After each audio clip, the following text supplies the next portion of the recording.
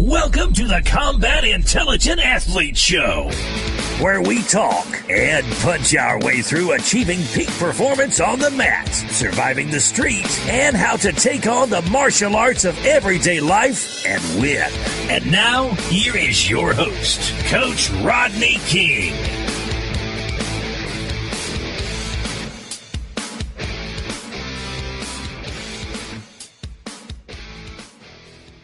Rosi Sexton, how are you doing? I'm great, thanks. How are you? Doing well. We haven't chatted for a while. I think it's actually been over a year. Yeah, it's been a while, hasn't it? It has. So are you happy just to jump straight into this? Yes. Yeah, that's absolutely fine. All right, let's do it. So, as you know, I mean, the major part of the audience that listens to my podcast are martial artists. So naturally, it probably will be a good idea to let's start there first. Maybe you can give everybody just a background, an idea of your martial arts experience, and then we'll take it from there. So I've been involved in martial arts since being a teenager. I did a few styles while I was growing up, while I was at college, and then around about 1999, 2000, I saw a documentary about mixed martial arts, and that was back when it was a very new sport. Nobody really knew very much about it. It was, obviously there were the early UFCs, and then there were some small events going on that were sort of really behind the scenes. Nobody didn't get that much publicity, and I saw this documentary, and I decided it was something that I wanted to have a go at. So from there, that took me on a journey through. I mean, I got involved in. I started doing some grappling. I started training mixed martial arts. I had a few fights. Originally, I just planned to have a few fights just to see if I could do it. It was a way of testing myself.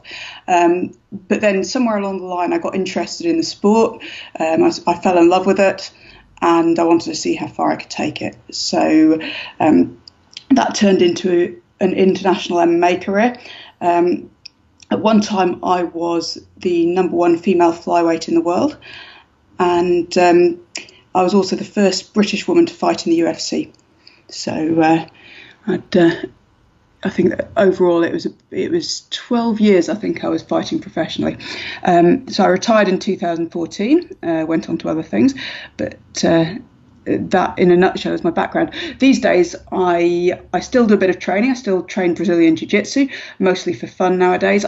I occasionally think about getting back on the competition mat, but at the moment I've been a bit too busy with other projects to really put my heart and soul into that. So that's on the to-do list. Sure, no, absolutely. So we're talking about all the projects that you're working on right now. I know the one thing that you're focusing on is kind of helping people like me, and I suppose it's probably for yourself as well, right? We've gone through the rinse cycle of the modern martial arts experience. We've come out the other side, and now we're feeling the aches and pains, right? So would that be accurate, kind of where you are right now and what you're focusing on?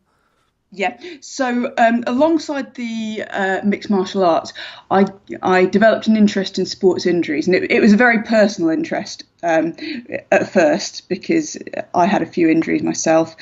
And again, this was sort of back in the early 2000s. And sort of from there, I decided that was something I wanted to study more about, to learn how to deal with properly. So I ended up going back to university. I studied osteopathy. So I'm now qualified as a registered osteopath here in the UK.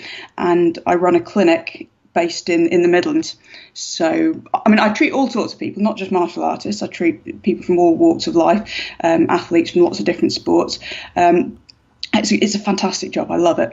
But I do particularly enjoy working with combat sports athletes, grapplers, boxers, mixed martial artists, whoever. And I find that a lot of people have started coming to me because I understand the background and because I understand the sport and the demands of the sport. So I don't look at them like they've grown another head when they tell me how they were lying on their back with their legs wrapped around some guy's head and they got slammed on the back of their neck. I go, okay, another one of them then.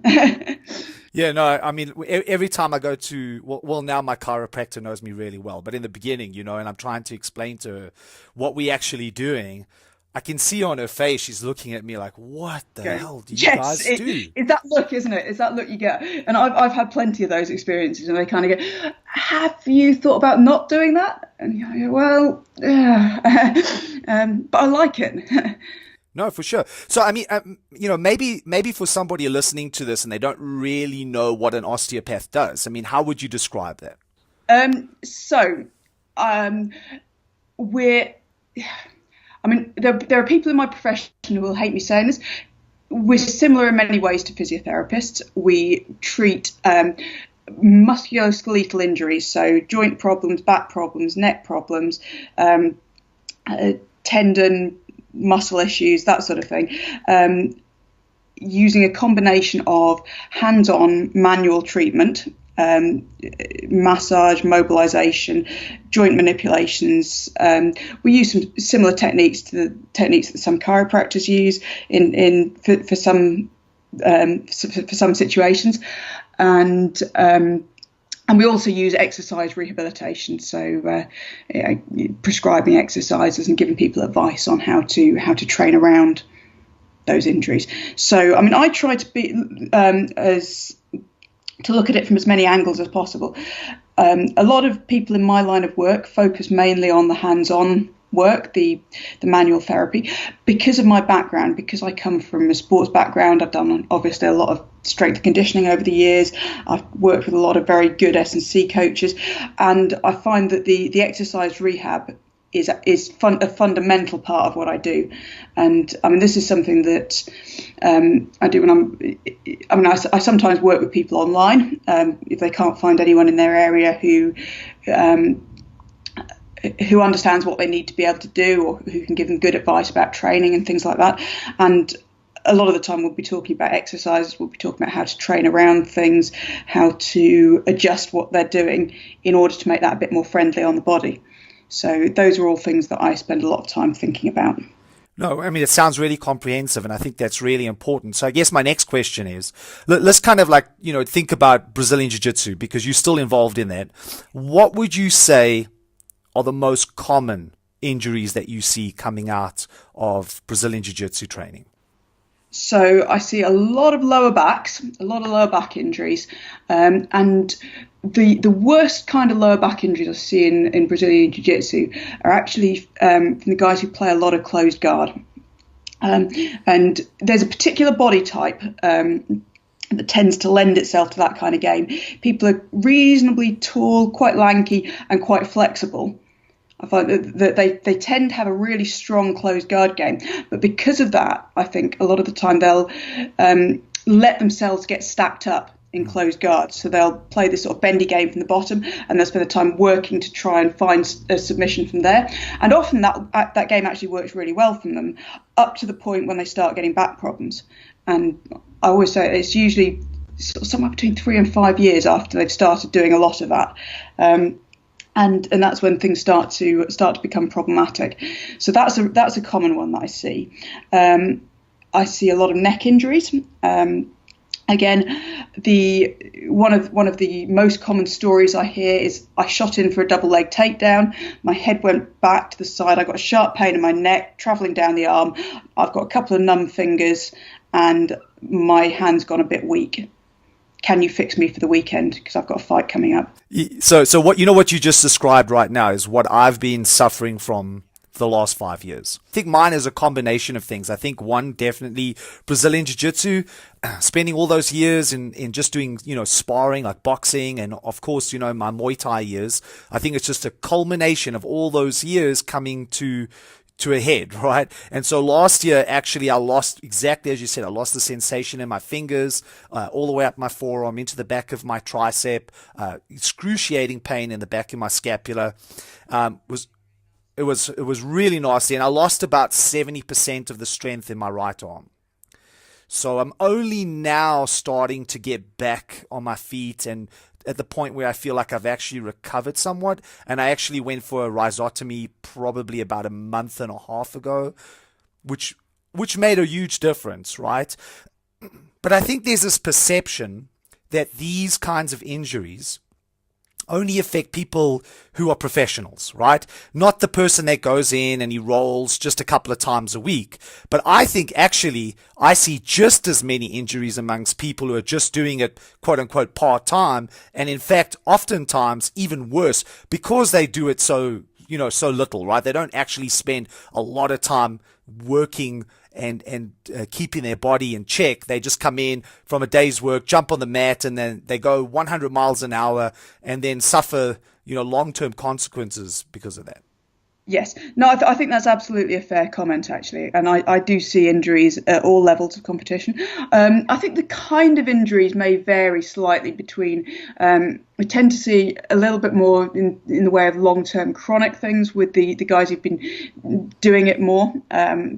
Maybe a few more traumatic injuries actually with the less experienced guys often.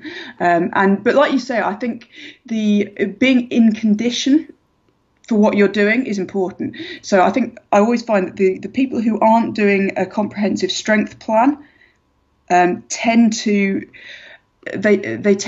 be more injured more of the time.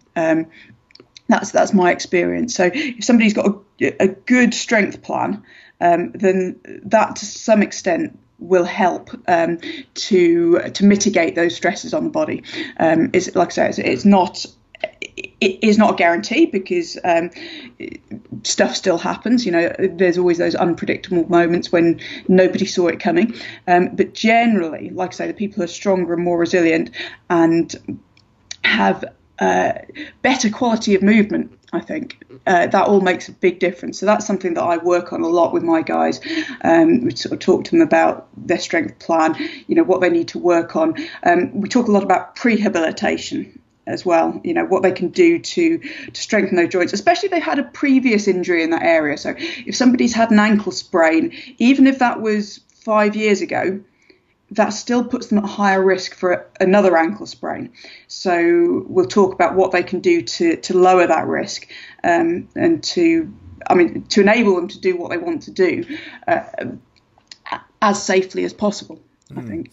So I find that part interesting because I see a lot of times, and look, I'm also probably at fault here as well, is that especially when I was teaching so much, I was just kind of like going from one session to the next, and I was just in the gym all the time, and I don't think I actually did much outside of the academy. I didn't really think about what I should be doing to improve the experience in the academy. So let's talk a little bit about that. You kind of referred to as like a pre-rehabilitation process, right?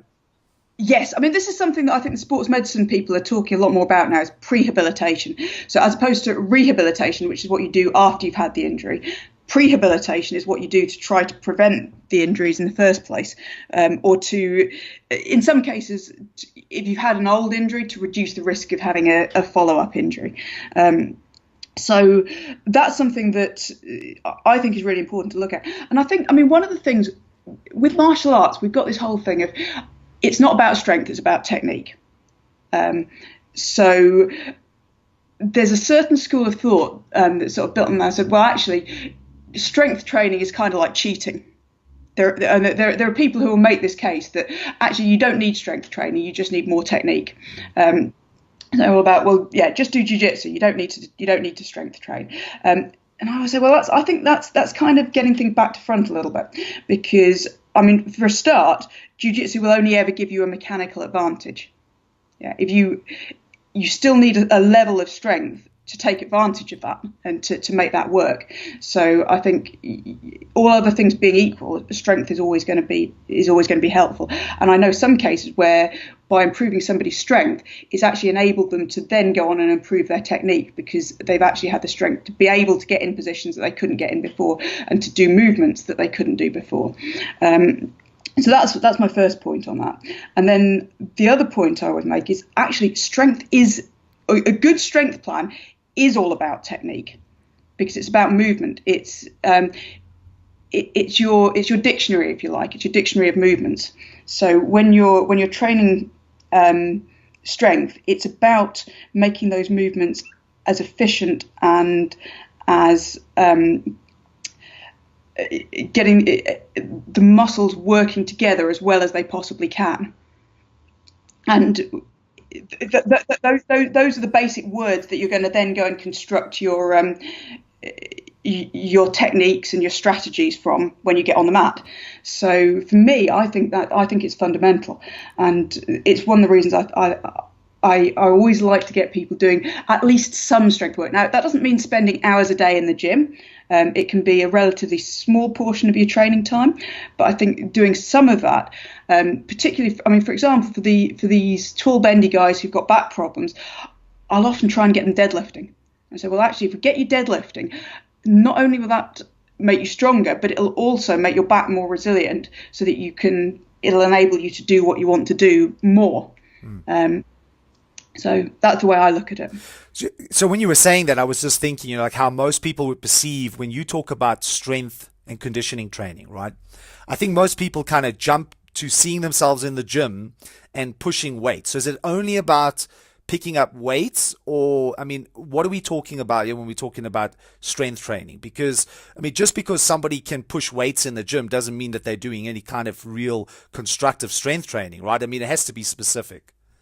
That's a good question, and there's lots of different kinds of strength training. Obviously, there's your bodybuilding stuff where you just go in the gym and you're using machines, and that's mostly not what I'm talking about here. Yeah, so that's a good point, right? I think most people who don't know think it's the bodybuilding side, right? But it isn't that. Yeah, no, I mean, I think, like I say, I mean, I think there's a time for lifting weights. I love getting people to free weights. Because I think there's a lot you can do with it. It's very versatile, and a lot of the time there's a lot of scope to find the right exercise for that particular person. So, I mean, there are some basics which I think work well for people in general. I think, your big lifts, things like your squat, your deadlift, a horizontal press, a flat press like a bench press, and a vertical press, and then a horizontal pull and a vertical pull. Those are your basic movements when you're working. But then you've also got all the unilateral things. So your lunge, where you're using your body asymmetrically, which again corresponds to what we do in martial arts a lot of the time. You've got, like I said, and then you're looking at things like explosive power and developing. So it's not just a question of lifting weights slowly. It's a question of being able to explode into something. And that, again, that's a technique. Explosive power. I mean, to some extent, it depends on your physiology, but it's also technical. So if you look at the Olympic lifts, and the Olympic weightlifters, for example, what they're doing is it's highly technical. It's not just about getting in the gym and building bigger muscles. So there is an awful lot that you can do to improve somebody's performance and to improve their physical resilience in the weight room. So, like I say, I love working on this because I think it's one of the areas where you can make the biggest difference, and also it's one of the things you can do that will prevent the injuries rather than just firefighting once the injury has already happened. So, like I say, I think it's worth definitely spending some time working on that. And the way I see it is what I do in the clinic room, so the rehabilitation, that shades into the strength and conditioning. So it's a spectrum. There's not a clear dividing line between the two.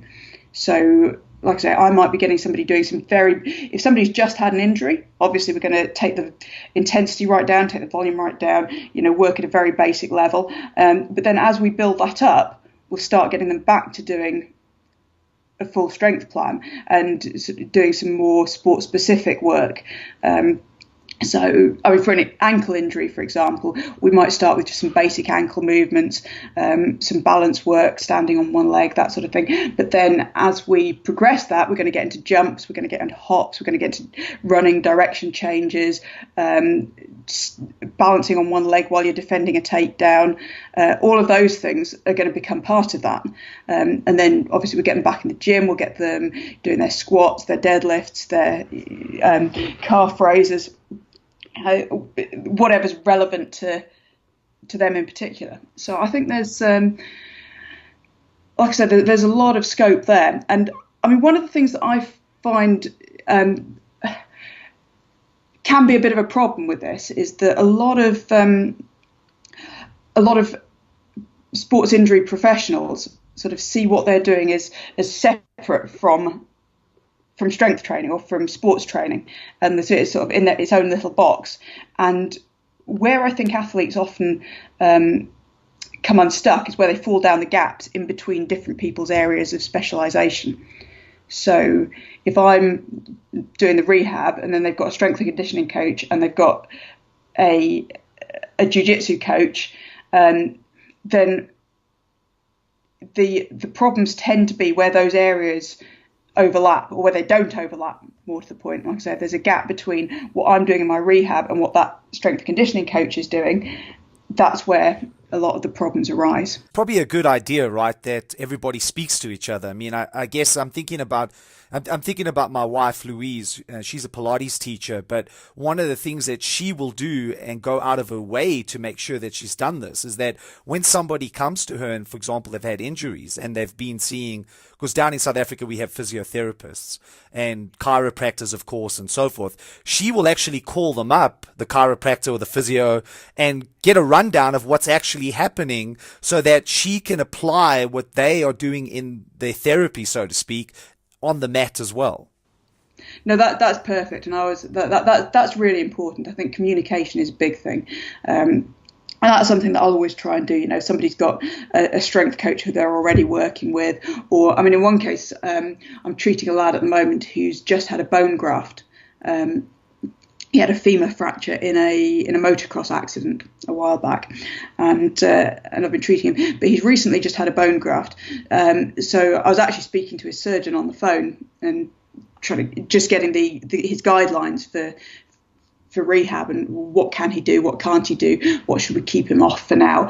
And I think, yeah, like I say, that's really important, because I think those miscommunications, and very often it's my patient or it's the athlete who's having to run around and try and interpret this and talk to the different people and say, oh, so and so said this, and getting stuck in the middle. And I think that's where people often tend to come unstuck. Yeah, sure, absolutely. I was thinking also while you were talking, let's use another example. I mean, even for myself, I find this often. I mean, I'm traveling all the time. I'm teaching seminars.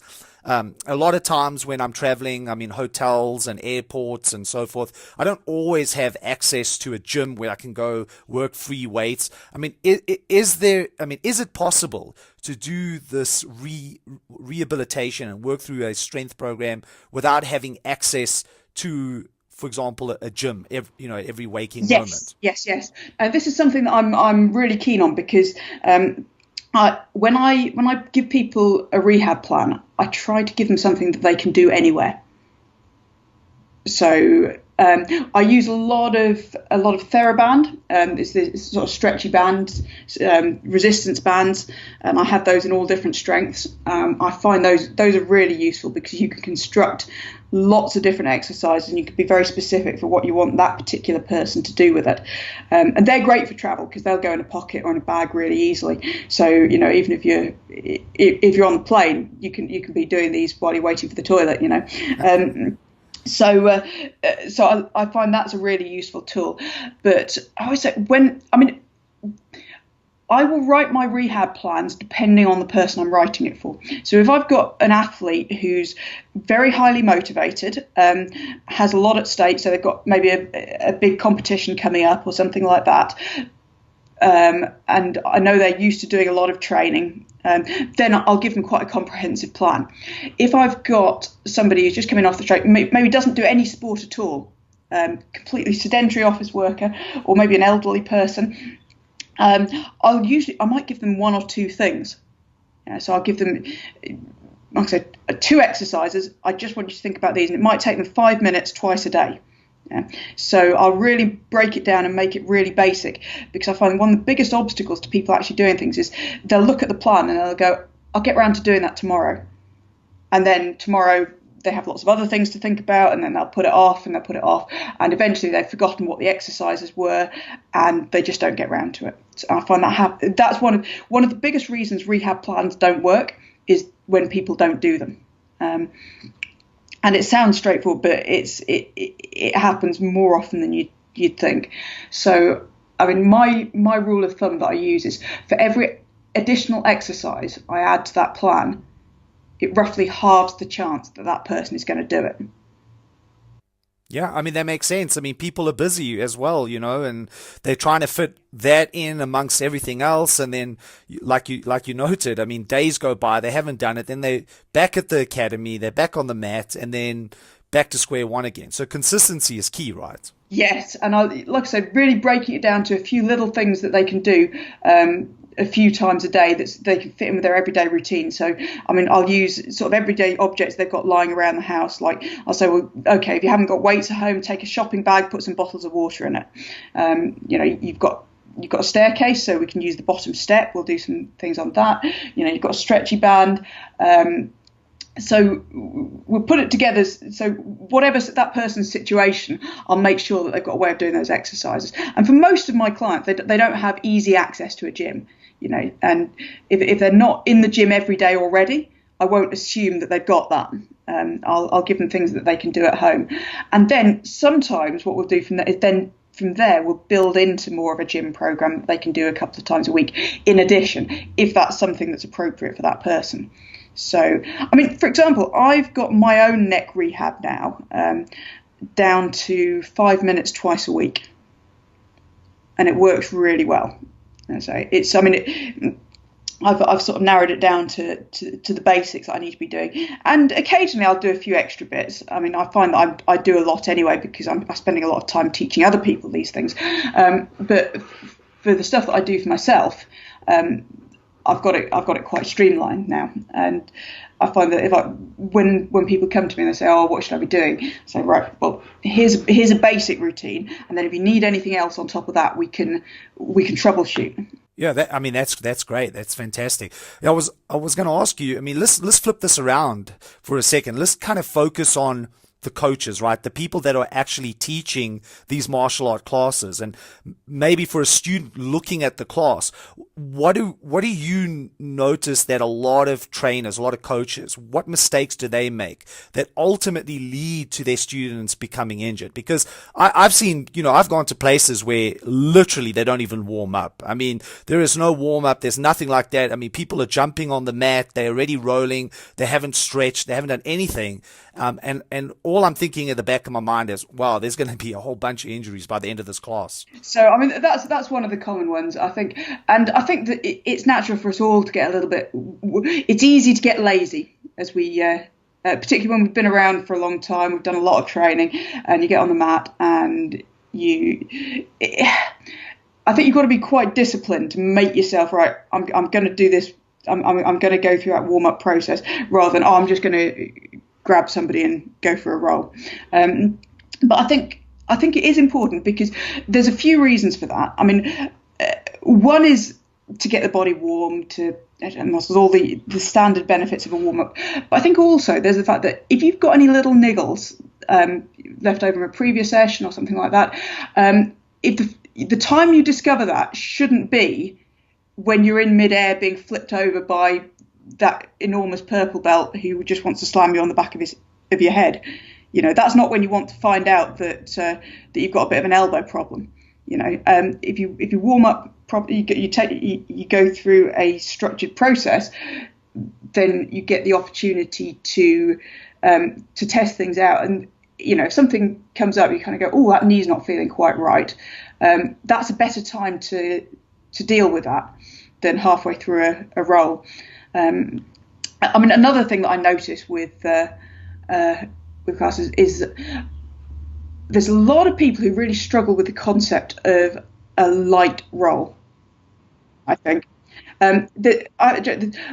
when somebody says, "Can we roll light?" what they usually mean is, "Can you roll light and let me beat you up?"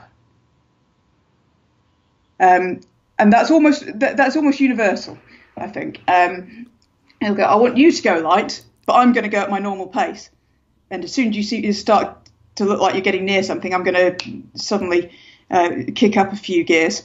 Yeah? And that's not a light roll. I think, in fact, one of the most common places I see injuries are when people have sudden changes of pace in the middle of a roll. So if you start off with a competitive roll, everyone knows what they're getting into, and that's fine. Okay. If you start off rolling light and then halfway through somebody decides to go 100% and they're going to try and pick you up and slam you on the back of your head while you thought you were having a light roll, that's much more of a problem. So I think that's almost worse than going in there with the intention of having a competitive roll in the first place.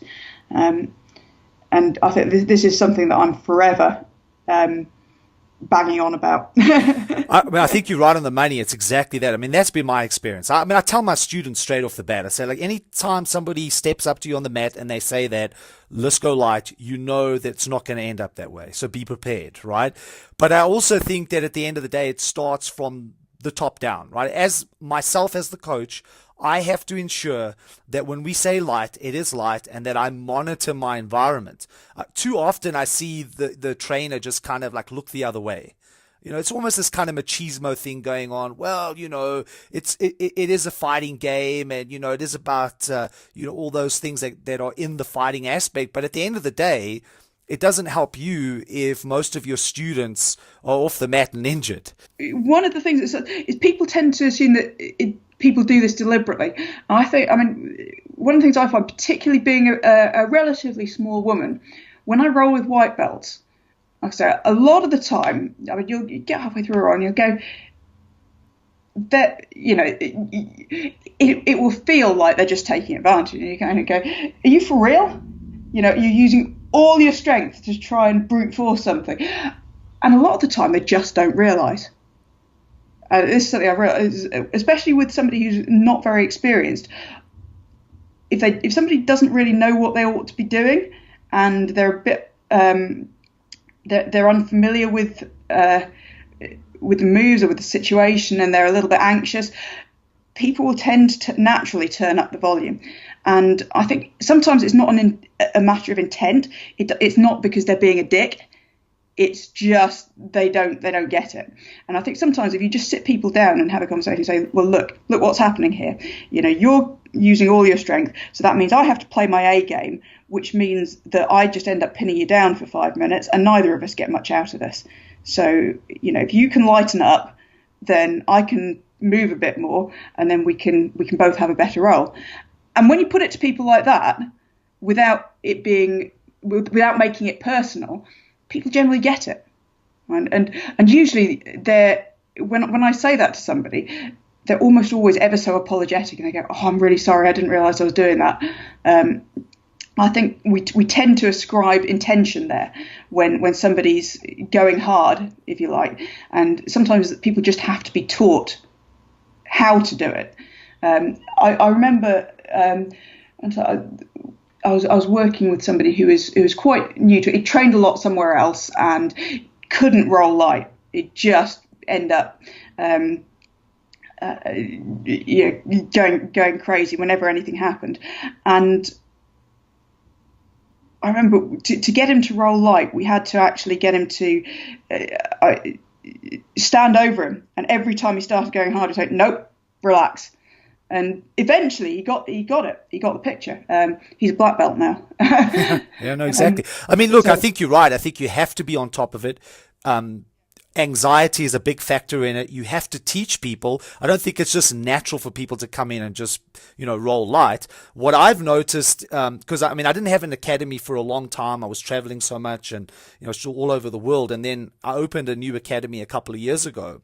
And I came in with this intention right from the beginning that I wasn't going to allow people just to go off on each other. That from the moment they stepped onto the mat, I was going to be very, very strict about how we trained and how we rolled. To the point where you could set up situations where, for example, I'd make the two guys rolling with each other both have tennis balls in their hands. So they have no opportunity to grip, to grab, right? And so that already takes some of that intensity out. And I can honestly say that in the 2 years that we have now been coaching, we've had literally no injuries. I mean, the injury rates have dropped dramatically and the enjoyment has increased. And to me, that's really important as well. Yeah. No, I think that's a big thing, I think. And I mean, those little games to get people to doing that. I mean, one that I saw somebody else use was rolling with a mouthful of water. You're not allowed to swallow it. And again, I mean, it does the trick because because if you can't breathe through your mouth, you can't go crazy. So it's but I think you're right. I think it's not that there's anything wrong with rolling hard, but I think it's doing that in the right place and doing it consciously rather than that just being the default. If you've only got one speed, one, you're going to wear your body out, but two, that speed is never going to be you're never going to maximize your potential when you do go all out, if that's what you're doing all the time. And this is what I say to people is if somebody tells me that all their workouts are at 100% intensity, what that tells me is that none of their workouts are at 100% intensity. Because if somebody's going 100% all the time, then actually they're not going at 100%. They're never going at 100%. They don't know what 100% is because they never get there. Because if you're doing everything at the same intensity, you can't get those peaks. So what I'm saying is actually you've got to be able to turn it down in order to turn it up. So some of what you do has to be at a lower intensity. This idea that everything has to be flat out, it's rubbish. It's rubbish. It physiologically makes no sense. This idea harder is better. It's not. It's just harder. Any idiot can make somebody tired. It takes knowledge to make somebody better. So I mean, again, and this is part of my problem with a lot of the personal training industry, for example. And it just measures success by how sore somebody's legs are the next day. It's like, well, actually, that's really easy. You don't need any great knowledge to make somebody sore or to make somebody tired or to make somebody throw up in the corner. That's not the sign of a good workout. The sign of a good workout is that you're getting better, and actually being able to plan and being able to periodize somebody's program so that they're getting better. I mean, you don't want that massive sort of soreness after a session, because otherwise that's going to interfere with their next session. Exactly. I mean, you can't come back and train again. And what's the point of only being able to train once in a week? Yes. Yeah. You want it's the consistency that's important. So being able to get that right intensity so that you're getting that progress, you're getting that training effect, but you can also keep that consistency going. That's the art, and that's where it becomes interesting. It's it's not about being able just throwing more stuff at the problem. Just training harder, just doing more. It's about being able to get better results from less. Yeah. The way that I describe it to my students, I say to them, it's slow is smooth and smooth is fast. Because if you can't work through this, slowly and methodically, when you turn up the speed, the entire thing's going to fall apart anyway. Exactly that. It's interesting actually, because I've just started playing the piano again. I used to play a lot when I was a kid, and I didn't for ages because I was busy doing other things, busy getting punched in the head. But I've just gone back to it and just started having lessons again, and that's something I really notice actually is if you need to be able to do something slowly and know exactly where everything's in the right place and then speeding it up is easy. That's the easy bit. But getting everything so you know exactly what the movements are, and having the right move in the right place first of all before you try and do that. But otherwise, you can just be if you just keep trying to do it at full speed, it never gets better. You have to figure out exactly what it should look like.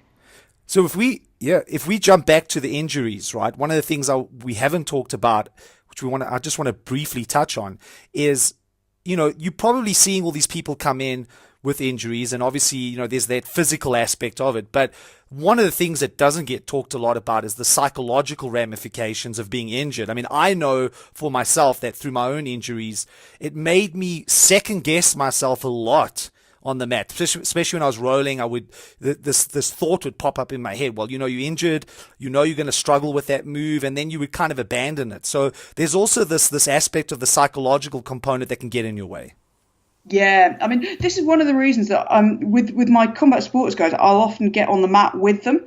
And I'll say, right, okay, the sort of the later stages of rehab when we're getting them back to what they do. I've got one fighter who I sponsor who did a lot of this with his lower back, because he was fine with the rehab exercises. He was fine in the weights room. He could deadlift. He was deadlifting some good weights. Everything was no problem at all. But when he started wrestling, the back pain came back. So eventually, he said, right, let's get on the mat. And we got him on the mat, sort of recreated some of the movements where he was having the problems, and then drilled those movements specifically. And started at a slow pace and then built that up. And when you do that, not only are you developing that physical ability, but you're also psychologically, it's building that confidence back up. Right? Saying that, yes, I can do this movement. It's fine. And then you progress from it being a slow and controlled movement to it being a faster movement. You progress from it being a controlled situation to being a less controlled situation where they're having to react to a stimulus rather than being able to do it in their own time. And then you can gradually progress all of those factors. So rather than just throwing somebody into a sparring situation and expecting them to suddenly be able to do it, you can isolate that particular problem or that particular movement and build it up. So with your technique that you were struggling with, what I'd want to do is I'd want to break that down and kind of get you doing it in a controlled environment with somebody who's letting you do it, and then we'd gradually reintroduce the variables and reintroduce the resistance and making it harder, and then possibly replicating some of those movements with bands or with things. So if there's a particular sticking point, we can go away and train that, and then putting that back into the sparring environment. So that's something that, that's the really fun part of my job, actually. That's the bit that I enjoy doing. So when I get somebody, it's great when I get a jiu-jitsu guy or a combat sports athlete, a fighter, and we have to do that sort of troubleshooting, and it's trying to, because again, no two cases are exactly the same. Two fighters, even if they've got exactly the same injury, they'll have different body types, different styles, they'll have different things that they like to do, different ways of moving. So with every person, it's a whole different problem. So actually, that's that makes it really fun for me. I really like that. That makes a whole lot of sense to me. So just to end off, Rosie, I don't want to keep you longer. I know you got a next appointment. How do people find out about you? How would they get in contact with you? Because you did mention you also do online coaching, and I'm sure there are going to be people listening to this that may want to reach out to you and find out more. Yeah, fantastic. So my latest venture, our new business, is combatsportsclinic.net. Combat Sports Clinic, all one word, .net. There's a website there. We're actually just getting ready to launch a couple of products. So I got a tutorial on neck strength and rehabilitation for combat sports athletes specifically. So that talks through some of my basic exercises and also some of my more sport specific exercise that I do for, essentially exactly the sort of thing that we've experienced. This is what motivated me to do it, because I'm seeing a lot of people coming out with the same sorts of injuries that I've had, and I really think that we could be doing a better job of preventing these. So that's why I've put this together. I've taught the program a few times here in the UK, had some really good responses from it. Some of the fighters I've worked with it really like it. So like I said, the next step is getting it out on video, and that's going to be available on the website. So if anyone wants to stay in touch, if you sign up on the website, then you get notifications of all that stuff when it comes through. So that's probably the best way to stay in touch. I'm also on Twitter. I have a Combat Sports Clinic account. I think it's combat_clinic, but I've also got a Rosi Sexton account, ROSISEXTON. And I'm also on Facebook, so you can look me up there, drop me a message. And I always like to hear from people about any of these things. And it would be great to have you around. Cool. Well, thanks for chatting to me. There's a lot of great information in here, and I know people are going to really enjoy it. And hopefully we can do it again soon. Fantastic.